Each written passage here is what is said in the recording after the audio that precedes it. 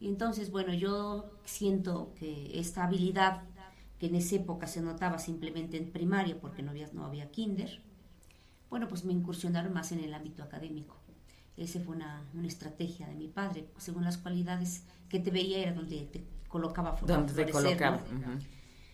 Y bueno, Pero además sin prejuicio, porque hay mucho el prejuicio de que como es mujer, no la preparo. ¿Para qué? sí, Si se va a ir a hacer los frijoles, ¿no? yo creo que diríamos, esta mentalidad de igualdad y equidad de mi familia fue desde mi abuelo, porque mis tías, la mayoría mujeres y un varón, pues todos estudiaron. O sea, en esa época en donde no se estudiaba institucionalmente, por ejemplo, la hermana más pequeña de mi padre, pues es enfermera. Fíjate. Y el abuelo, pues era también de esa idea de que aquí somos iguales y todos tenemos que prepararnos. Entonces yo creo que a mí me parece que la experiencia que he tenido a lo largo de los años en la práctica terapéutica, a mí me sorprende ver que en muchos lugares, todavía más vecinos de la capital, pues haya tanta discriminación hacia las mujeres, Sí, ¿no? ¿verdad? Que es algo que yo lamento. Y lo lamento más que en esta época haya, por ejemplo, una efervescencia de violencia contra las mujeres, cuando en mi época, desde hace 50 años, pues no se veía. No, de verdad es que ahora es terrible, ¿no? Antes, antes lo grave, como decíamos hace un rato, era que que te dejaban embarazada, embarcada con el niño, ¿no? Y ya se hacían, los oxisos o una enfermedad Sí, a una enfermedad venérea que no eran en esa época tan graves, ¿no? Llámese ahora SIDA, por ejemplo. sí, yo creo que ahora el problema que tenemos inclusive, yo te agradezco mucho esta entrevista porque, bueno, entre las mujeres nos tenemos que ayudar. Claro. Y justamente en nuestra región, conocida mundialmente como con la trata de personas, es una lamentable historia para las mujeres tlaxcaltecas porque de alguna manera por muchas generaciones se ha aprendido que la mujer sirve para explotación sexual y económica. Y esto se ve en muchos ámbitos de la región de Tlaxcala. Me sorprendió. Yo soy poblana, pero amo y adoro Tlaxcala. Y tengo más tiempo viviendo aquí que en Puebla, ¿no? Sí, cuando leí Tlaxcala, tierra de padrotes, así, te lo juro, sentí tanta tristeza. Y pensé, ¿qué estamos haciendo como madres? Porque nosotros las madres formamos esos hijos. Sí, efectivamente, en esta región tan delicada y controvertida, porque hay toda una estructura de contubernio y de poder, todavía yo recuerdo que hace 10 años estaba prohibido hablar del tema, cuando ya a nivel internacional pues son redes transnacionales de la trata de personas. Y yo creo que tenemos también que analizar que según en proceso hace como 5 años salió un estudio donde se consideraba que desde la época de la precolonia, la región sur del estado de Tlaxcala se dedicaba a explotar a las mujeres y venderlas para todas las personas que pasaban en relación a la zona de la antigua Tenochtitlan y por la antigua Tlaxcala, ¿no? Claro. Y esto yo creo que es importante que las nuevas generaciones lo veamos, ¿eh? Hay un aprendizaje en el inconsciente colectivo que de alguna manera se va repitiendo generación tras generación. Sí. Sin embargo, yo ahora creo y veo que las chicas y los jóvenes tienen otra estructura, son gente de vanguardia, tienen mayor preparación y están aprendiendo, que me da muchísimo gusto, que nos ha costado mucho trabajo, el sentido de equidad y de igualdad. Y esto creo que también lo han aprendido las nuevas familias. Porque en nuestra época, bueno, en mi caso, por ejemplo, Sí. aún siendo mi padre que era Bueno, tú eres más jovencita que yo, ¿verdad? sí, pero no, pero yo me refiero a que, bueno, si en nuestra época los papás Sí. tuvieron esa gran cualidad de que las mujeres estudiáramos y que en mi caso jamás hubo esa discriminación, ¿eh? Qué hermoso. Las mujeres no Qué hermosa estudian. circunstancia. No, mi papá tenía una ley y una norma. Estudien, porque eso les va a ayudar a ustedes en la vida. Y bueno, entonces ahora comparando con estas nuevas generaciones, yo creo que quienes tenemos que ser más solidarias es el género femenino. Sí. No podemos seguir dependiendo de que el género masculino nos ayude, nos apoye y nos haga los favores. No. Y, y de alguna manera nos determine. A ser dependientes. Sí, nos determine nuestra posición en la vida, ¿no? Exactamente. A ser la señora de, o la mamá de, o la hija de, ¿no? No, por Dios. Sí, yo creo que todas estas estructuras son mentales. Sí. Solamente que, bueno, yo creo es bueno especificar para el auditorio. Nosotros tenemos que tener mucho cuidado de cómo nos pensamos y que verbalizamos, porque esas son estructuras mentales que poco a poco se van arraigando como una premonición a futuro. Así Entonces, si yo no me considero válida como mujer, nadie me va a considerar válido. Y si yo como mujer no considero válida a otras mujeres... Que desgraciadamente eso ocurre, Ceci. Sí, yo quiero hacer una alerta en relación a las madres de familia, que antes, volvemos a la cuestión de épocas contradictorias, porque también tenemos que analizar que esta época tiene sus grandes virtudes, pero yo creo que tiene una gran carencia que nos ha afectado mucho, la desintegración familiar. Sí. ¿No? Pero yo creo que aquí es importante que las mamás pongan muchísima atención ya no en los enemigos, no prepararlos para la vida en razón de sus cualidades. A las mujeres, cuidarnos, de apoyarnos, de estar, porque fíjate, tristemente, ¿quiénes son las que participan en la capacitación a aquellas muchachas que son atrapadas? Otras mujeres. Y otras mujeres, amigas. Amigas. Ahora, ¿quiénes somos las que no sabemos ser amigas de las hijas? Pues las que te ponen límites, las que de alguna manera tienen que estar al pendiente de dónde están las hijas. No, no están, porque dicen los hijos no se te pierden en la calle. Y eso es una gran verdad. Se te pierden en tu casa y en tu corazón cuando no has sabido de alguna manera adentrarte en sus mundos. Sí, yo creo que en otro estudio que yo realicé, la época de la posmodernidad nos ha dado unas ventajas enormes. Por ejemplo, me impresiona la maravillosa oportunidad que tenemos de que estos mensajes lleguen a China, al último pueblo de Tailandia. Ajá, ¿no? ajá. Esta intercomunicación que existe es maravillosa. Con una facilidad nos comunicamos con cualquier ser humano del mundo entero. Pero precisamente esta gran agilidad de comunicarnos también ha hecho que de esta misma forma se fracturen los vínculos afectivos. Solamente que tenemos que recordar que los vínculos afectivos en las familias son realmente el único sostén que psicológicamente a nosotros nos van a ayudar para estar bien en la vida, estar de pie y también tener una relación sana con el otro. Entonces, cuando en esta modernidad, a partir del acoso cibernético que hay y a partir del bullying cibernético que se da, es porque también nosotros no sabemos guardar la privacidad. Entonces, hay cosas que no podemos meter en las redes sociales y hay partes de la familia y de la persona que no se pueden verbalizar. Por ejemplo, el acoso sexual como emocional tiene que ver porque la persona es muy vulnerable y coloca sus emociones a flor de piel. Claro que sí. Entonces, con esta modernidad, lo que hemos perdido es la privacidad, nuestra propia intimidad. Pero nadie nos la violenta a nosotros cuando directamente decimos, ay, estoy triste, me siento mal, quisiera que... No, o sea, es como una exposición abierta al mundo, no a tu región, es al mundo. Al mundo. Y entonces ellos se dan cuenta que soy vulnerable. Y entonces se dan cuenta que en ese momento les estoy abriendo. Nosotros no nos damos cuenta que en ese momento le estoy abriendo la puerta. Pero ¿qué pasa? Yo, mamá, que no estoy checando las redes sociales de mi hija. Sí, porque hay otro factor que, bueno, yo he analizado. Sí. Los papás, sobre todo de esta región, porque hay que caracterizar que la región de Tlaxcala se divide en 3 momentos históricos.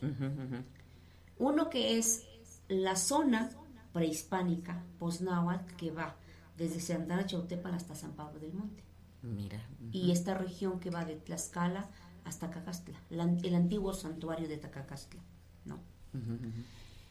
En esa zona, de alguna manera, se edificaron en la época de la colonia 2 conventos muy importantes de Claro, que por eso me preocupa mi zona y es mi claro, gente, ¿no?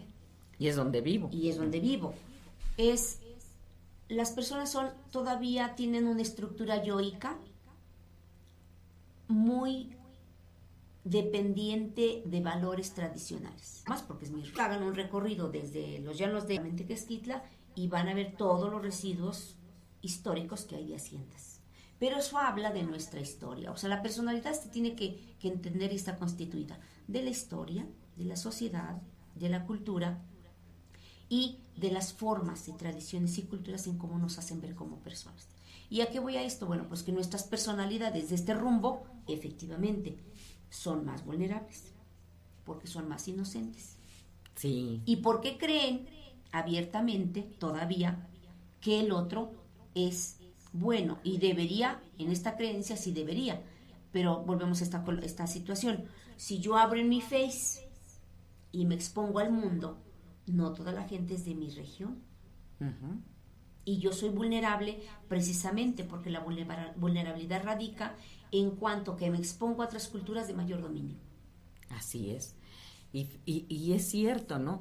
Nos damos cuenta, las niñas que estudiaron, por decir, hasta preparatoria acá, y se van a Puebla a estudiar la universidad, Uh-huh. aquí que fueron muy cuidadas y llevadas de la mano y checados los horarios y ya, allá se encuentran, me platican algunas en terapia, allá se encuentran con que bajan de la micro y les ofrecen droga. Uh-huh. Y ellas se asustan.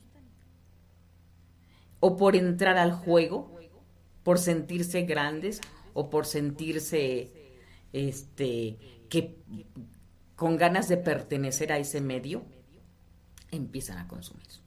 Sí, ese es otro factor en relación a el choque que existe entre cultura muy tradicional.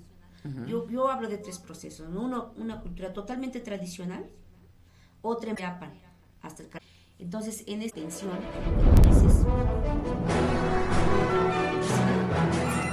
y es frecuente encontrar niñas inocentes, muy inocentes en el sentido de que van con un yo pensando que están en familia, ¿no? Fuera de la familia ya no es nada igual, ¿no? Así es. Y que son acosadas por el tipo de vida de los otros contemporáneos. Uh-huh. Cuando dicen, yo ingiero este tipo de drogas, yo tengo sexo con tantas mujeres, ¿y tú? Entonces la confrontación es esta, cuando hablamos de este choque tradicional y posmoderno. Bueno, lo que yo hago está bien o está mal.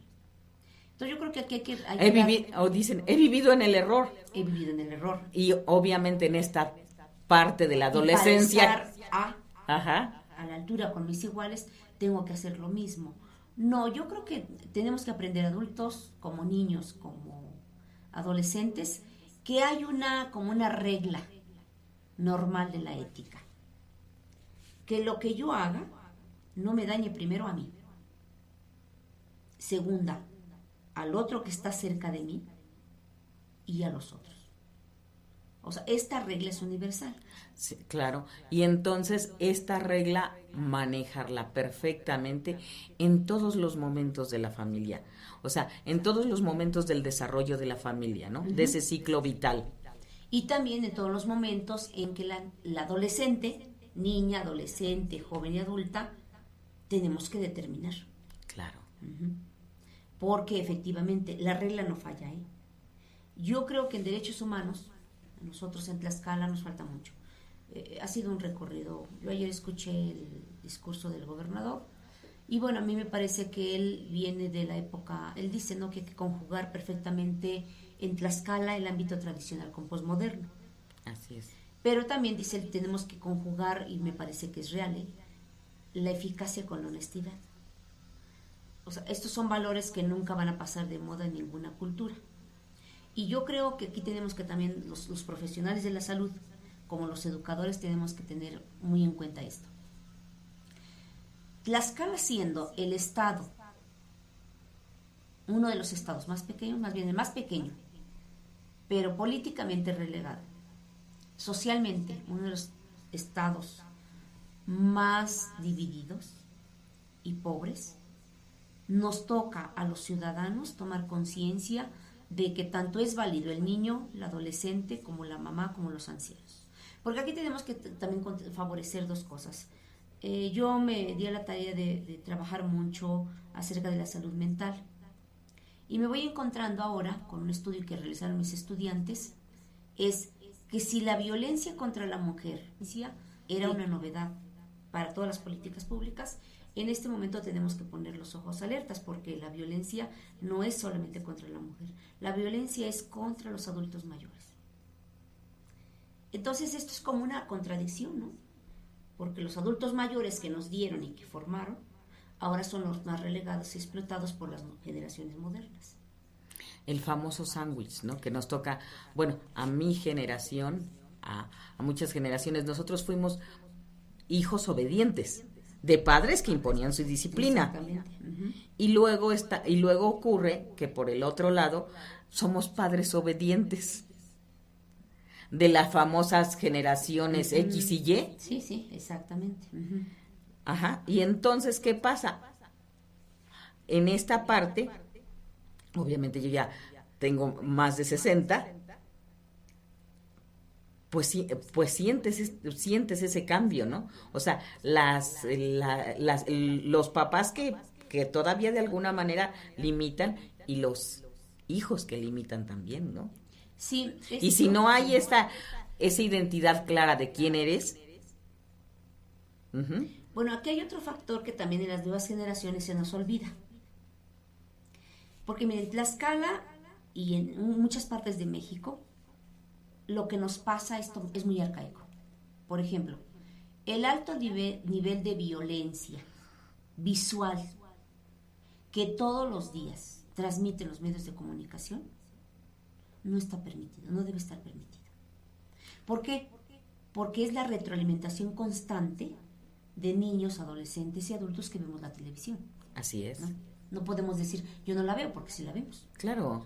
Y entonces, este continuum de violencia verbal, visual, en este sentido, a mí me llama se dice que realmente México ahorita ocupa uno de los lugares más trágicos en la agenda internacional. Y lo vemos. Por ¿no? el alto nivel de violencia. Entonces yo le dije, ¿cómo le hicieron ustedes Colombia para pasar de este alto nivel de violencia a nivel mundial? Lamentablemente, justamente esa juventud, esa esperanza y esa riqueza son a partir, obvio, del ejemplo. O sea, no podemos decir que en una familia, para que se haga adicto, es porque uno de los papás es adicto. Pues por supuesto que sí. Sí. Y además, eso lo checamos perfectamente cuando estuvimos en una institución de ese tipo, ¿no? Y otra es, bueno, además de eso, también influye el contexto. Entonces, creo que esto también se nos está olvidando. Yo particularmente me siento conmovida, ¿no? En Huamantla todo el mundo se conoce y se saluda. Sí. Pero fuera de Huamantla, ¿no? No. O sea, si ustedes van a Pisaco y a Tlaxcala, si uno saluda, dicen, ¿esto qué pasa, no? Uh-huh. ¿Qué querrá? Se ha perdido uh-huh. este contexto de bienestar y de cuidado. O sea, como tú eres mi vecino, te saludo y te cuido. Ahora, por eso les decía, el problema que tenemos es que los cercanos, los esposos, los novios, las parejas, los amigos, son de quienes tenemos que cuidarnos. Y eso es trágico, ¿eh? Pero tremendamente trágico.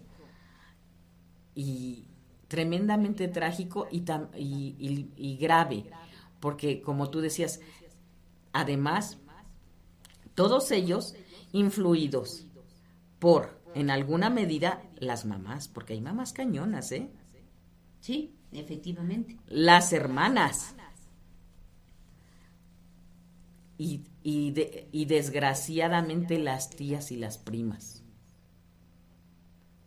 Que en esa horrible competencia que tenemos por ganar la atención del varón, competimos y de una manera bastante negativa. Competimos buscando bajar a la otra. Sí, yo siempre he dicho que la infidelidad no es de hombre a mujer. La infidelidad es una deslealtad de género. yo le quito a la otra el hombre. Y eso, bueno, pues, se paga caro. Claro. O sea, se paga caro porque en nuestra sociedad un hombre que no ha sido leal nunca va a ser leal a ninguna. Y eso pues también se aprende en la vida.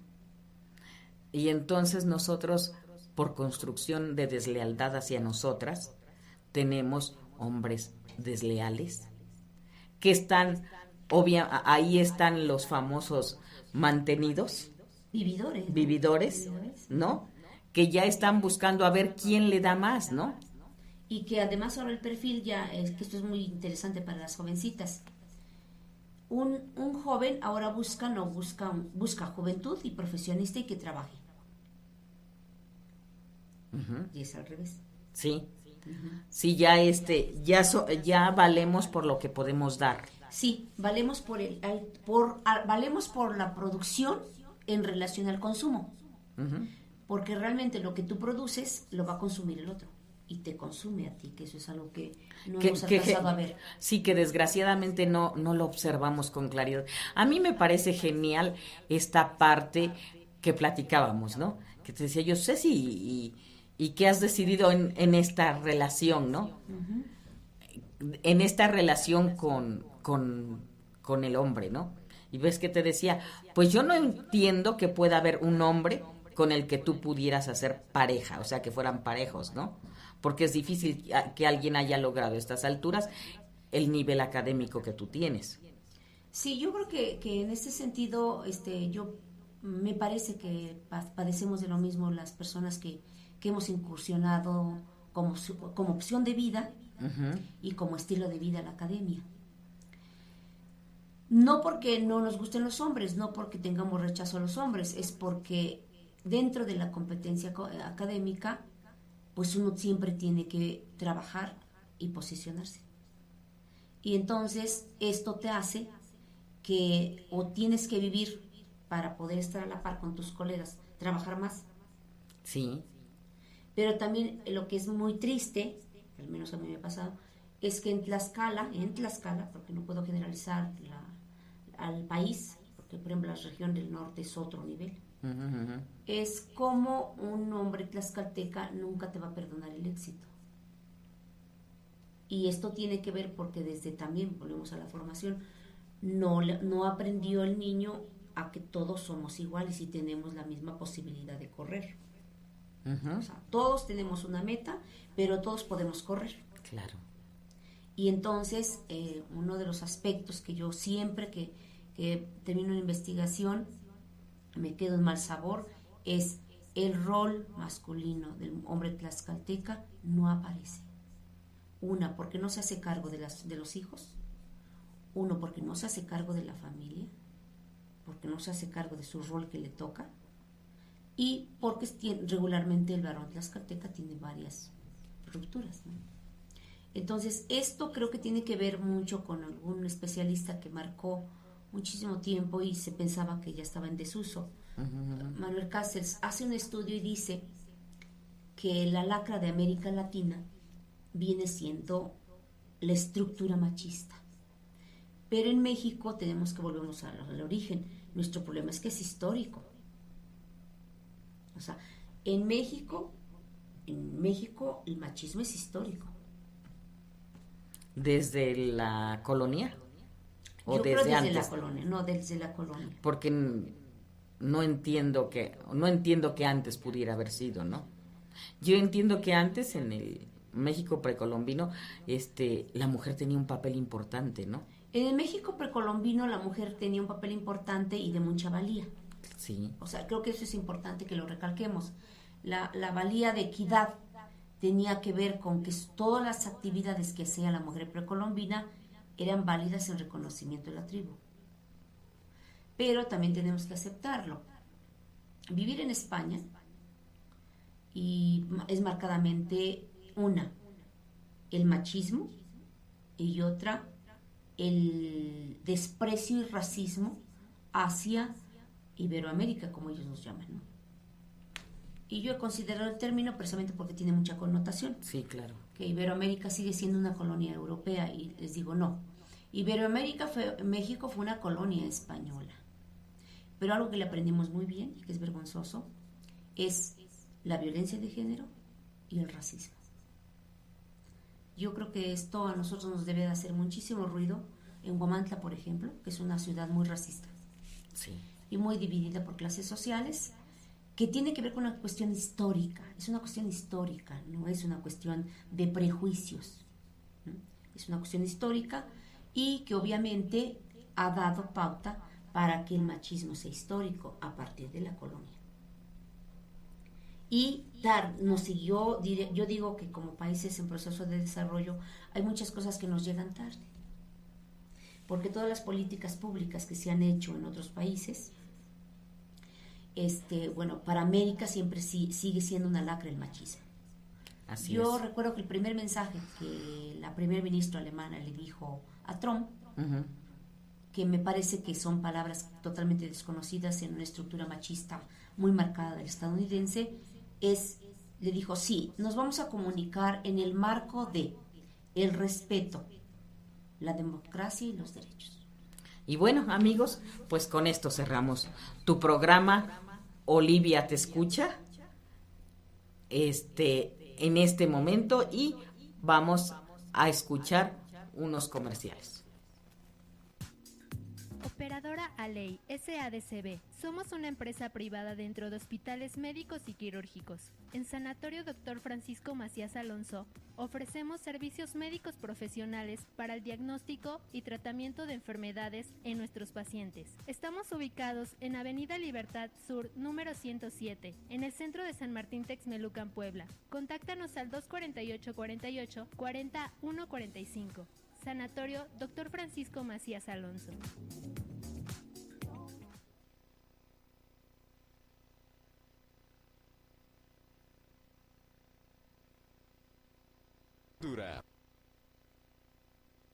Mabel Joyería, el regalo que perdura. Venta de joyería en oro garantizado de 10, 14 y 18 quilates. Aretes, pulseras, esclavas, gargantillas, anillos, cadenas y broqueles. Medallas para bautizo, confirmación, 3 años y primera comunión con estuche y grabación gratis. Argollas para boda en oro o plata con entrega inmediata. Grabadas al momento con nombre y fecha. Sistema de apartado a 1, 2, 3 y 4 meses. Descuentos permanentes en compras de contado. Ya contamos con precios especiales por mayoreo. Aceptamos todas sus tarjetas de crédito y débito. Abrimos todos los días en nuestras 2 direcciones, en el corazón de Huamantla, Tlaxcala, Parque Juárez 6B y Morelos Oriente 103B. Mabel Joyería, el regalo que perdura.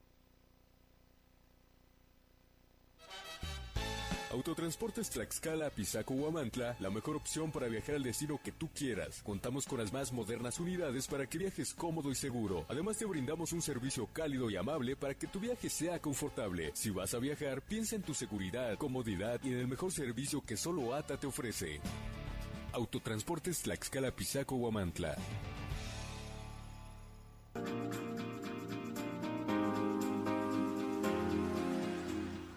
Soy la psicoterapeuta Olivia Gómez Rojas. Me da mucho gusto poderme comunicar hoy con ustedes para invitarlos a tu programa Olivia te escucha, donde podrás consultar los temas que te preocupan y encontrarás la respuesta mía o con especialistas que sugerirán herramientas para su solución. Todos los lunes a las 5 de la tarde, aquí en Radio Informativo Huamantla. Te esperamos.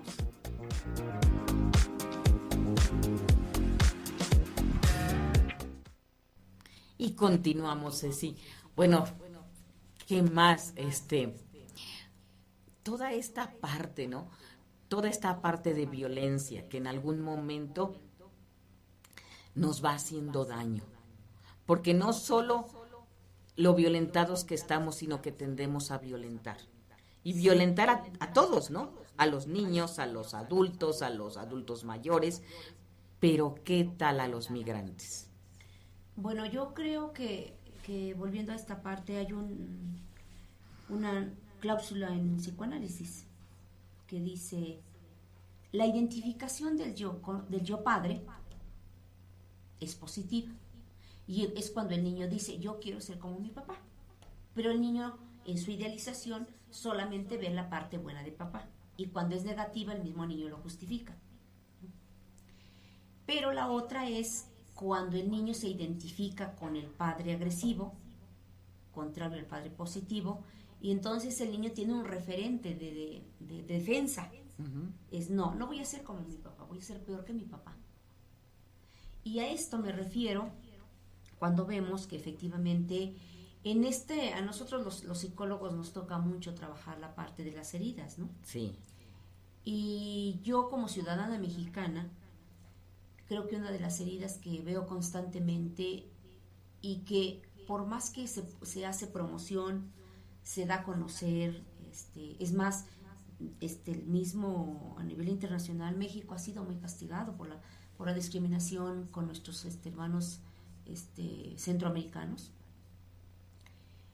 No le ha como no ha asumido, no ha introyectado como positivo el mexicano que no nos podemos desquitar de lo que nos hacen los vecinos del norte, sino que nos quitamos y somos peores con nuestros hermanos del sur.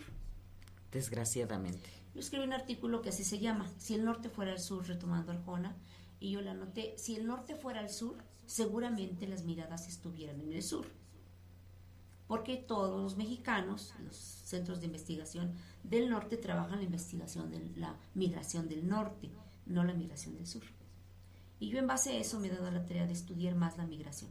Yo tengo dos trabajos de campo que realicé con mujeres, la primera línea fue con mujeres, que es totalmente distinta y esto lo quiero aclarar. La migrante que pasa por nuestra zona, por la zona yo le llamo del altiplano central, que abarca básicamente la Tlaxcala actual, y obviamente retoma en cuenta la zona fronteriza, que es muy importante que nosotros tengamos en cuenta que Tlaxcala no está aislado y que de alguna manera tenemos una repercusión del arco norte, de la zona norte fronteriza con Puebla, con Veracruz.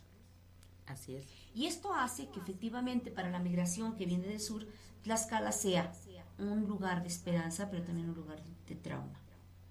Los migrantes que entran, bueno, la primera línea que yo trabajé fue femenina, y me llama la atención que en los resultados que encontré, si ustedes se dan cuenta, no hay mujeres pidiendo dinero en la calle. Tampoco hay mujeres que vayan en autobuses. Tampoco van ustedes a encontrar mujeres a menos que vengan con otras condiciones en el tren. ¿Por qué? Porque la mujer centroamericana, conocedora de que es un objeto de discriminación, viendo a esto, no somos como los estadounidenses, somos peores que los estadounidenses. Y muchísimas logran su objetivo, pero a partir de que van por redes de 3, 4, 5 y por separado. Porque eso sí, no viajan solas, siempre van acompañadas.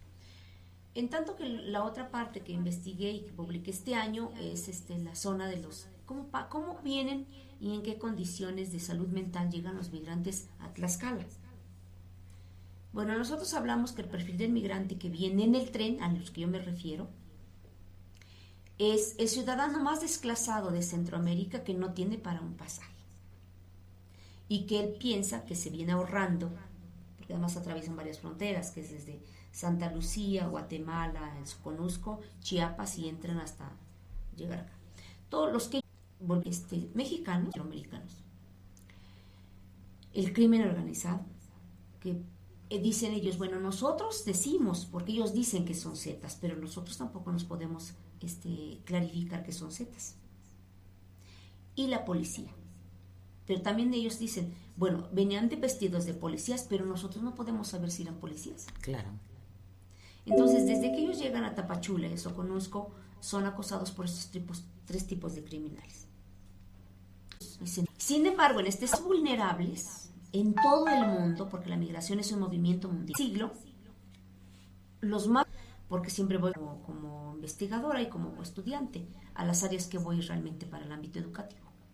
No soy discriminada porque siempre como todas los guetos religiosos de fanáticos, de las, ¿cómo se llaman estos?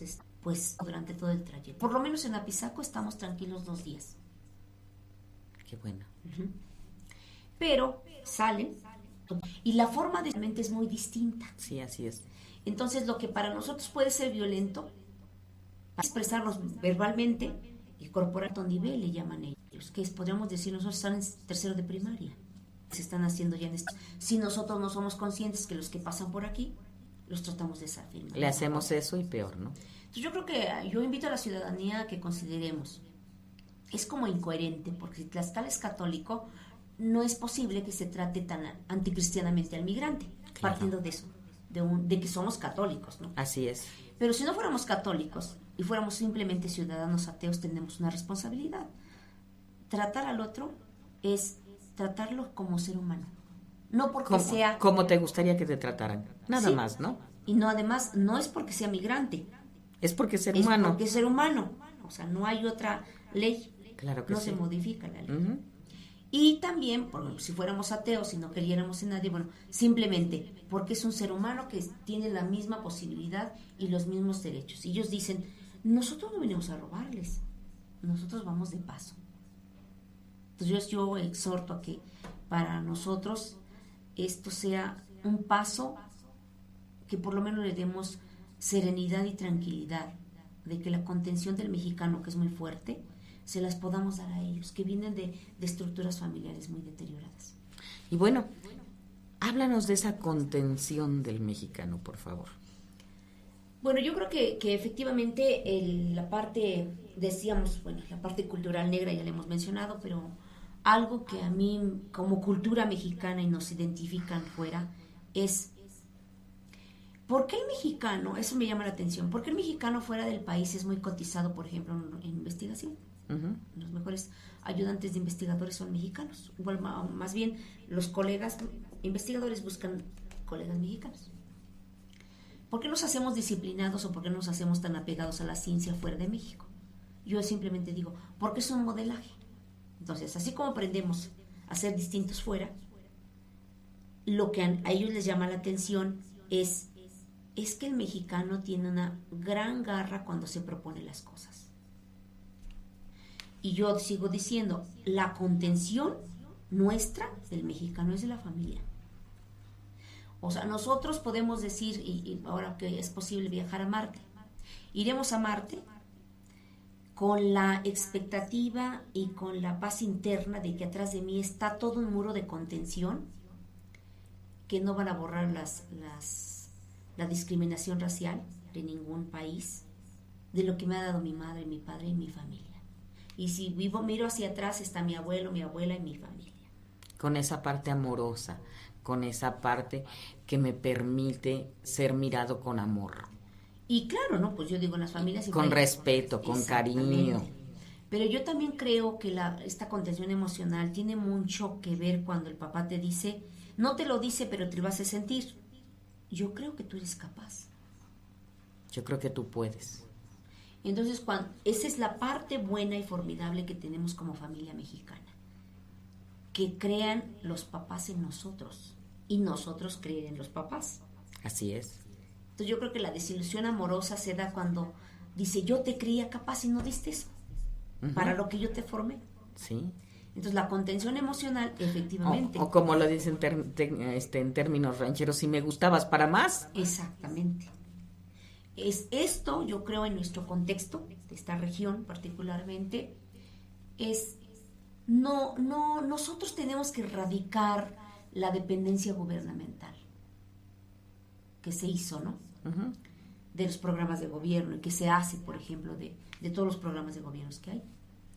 Si nosotros trabajáramos en nuestras familias, que cada niño, que cada niña tiene una gran capacidad de triunfo, yo digo, sí, pues porque pude salir del sistema, ¿no? Así es. Pero mis paisanos pues podrían decir, bueno, pues sí pertenezco, prospera, oportunidad, pero yo hago mi parte, yo ya no espero del gobierno. Si llega bien, qué bien, ¿no? Pero no estoy esperando, no estoy pensando en cuando me llegue. Uh-huh. De aquí a que llegue, yo cuánto he hecho, ¿no? Exactamente. Por prosperar yo. Exactamente, porque ayer que tomó Estados Unidos... Que no le estás con ellas. Por eso creo con que esta sí, contención emocional, ¿no? Sí, las feministas hablan mucho del término sororidad, uh-huh, que es como la solidaridad, pero la sororidad en el género femenino. Y les digo, sí, yo por cultura, viniendo de un matriarcado, yo apoyo más como docente a las mujeres que a los varones. ¿Por qué? Porque en toda la historia ha trabajado más el género femenino que el género masculino, porque por historia el género masculino ya tiene establecidas estructuras en donde nomás se acomoda. Sí. Pero la mujer le claro, y donde llega facilito, y donde recibe mejores sueldos que nosotras, y donde ocurren todas esas situaciones. Pero fíjate, Ceci, desgraciadamente, y yo creo que lo has observado, hay una tendencia de nuestras madres y en algunos casos de nuestras abuelas a favorecer mucho más a los hijos. Sí, en cultura, todas las áreas. En nuestro contexto, Cáceres menciona que el matriarcado pone su poder en el control de los hijos.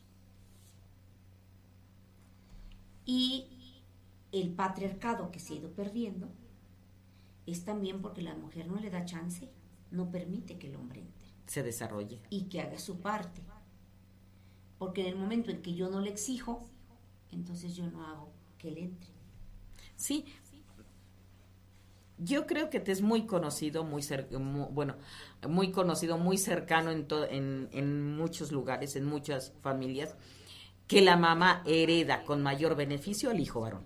En nuestra región, sí. Y en nuestra zona de Tlaxcala. Sin pensar en la hija. Ella a ver cómo lo consigue. Pero para el hijo le asegura, le da, le fortalece su economía y lo procura, no solo con esa parte de que te sirva tu hermana y que te lave tu ropa tu hermana, ¿no? Sino además, esta casa es para mi hijo varón. Esto que acumuló la familia es en mayor proporción para mi hijo varón. Sí. En esa medida, ya la mamá está diciendo, tú eres menos importante para mí. Yo creo que eso también tiene que ver con un aprendizaje cultural. Porque se pensó, yo siempre he dicho que en Tlaxcala no hay posmodernidad, en Tlaxcala hay sobremodernidad. Porque acomodamos moldes viejos y estructuras modernas. Y este problema que a muchos antropólogos han estudiado, por ejemplo, es un referente, o sea, yo le heredaba al varón porque él era el cabeza de familia, sí, pero acuérdense que en el momento en que la mujer ingresa al mercado laboral, esta estructura se pierde. Por lo tanto, deberíamos de heredar con igualdad los hombres y las mujeres. Es lo justo. Es lo justo. Pero la mamá tradicional dice no, nada más los varones. Sí, y en ese momento perjudica, Ceci. Perjudica el desarrollo del varón. Sí, claro. Y perjudica, obviamente, a la hija. Y esto yo creo que a nosotros nos vuelve nuevamente a retomar la contención emocional. O sea, ¿cómo me quedo yo como mujer frente a los hombres que a mi alrededor tienen más ventajas que yo? Porque esto se aprende en familia. Y cuando una mujer, especialmente mi madre, hizo esa distinción en contra mía. Uh-huh. Entonces yo creo que también esta posmodernidad es no. Educar al niño y a la niña es igual, es con equidad. Con equidad, así es. Bueno, pues Ceci, ¿qué crees? Yo te quisiera tener aquí todo el tiempo, toda la vida, pero pues te nos vas a Italia. Sí, voy a hacer un estudio acerca de secuelas psicológicas y psicosociales de la violencia en el altiplano central. Y bueno, pues son pocas las oportunidades que tenemos, pero qué bueno que nos diste esta oportunidad, te la agradezco enormemente. Claro que bueno, infinitamente, Ceci, Dios y la vida van a encargarse de que este mensaje hermoso se multiplique. Sí, yo quiero recalcar que la funcionalidad de la familia en México es, si procuramos formar hombres y mujeres con una mentalidad de equidad, sí podemos y creemos en ellos, sí tendremos todas las posibilidades de ser un país en desarrollo, porque la parte vulnerable del mexicano es ¿Por qué somos tan desiguales? ¿Por qué nos falta tanta equidad y por qué hay tanta violencia? Es una consecuencia. Bueno, pues muchas gracias, amigos, y ya saben, estoy con ustedes. Hagan su cita al 47-215-58. Muchas gracias. Como no, muchísimas gracias.